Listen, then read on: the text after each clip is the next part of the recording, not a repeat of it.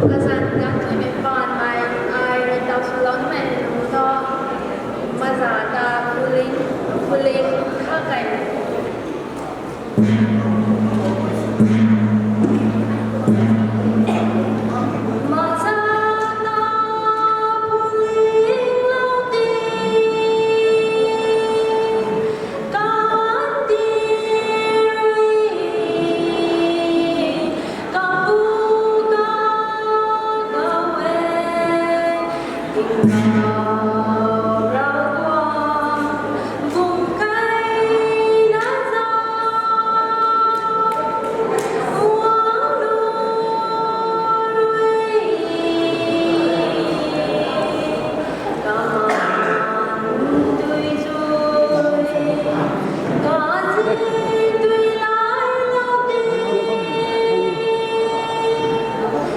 Come on.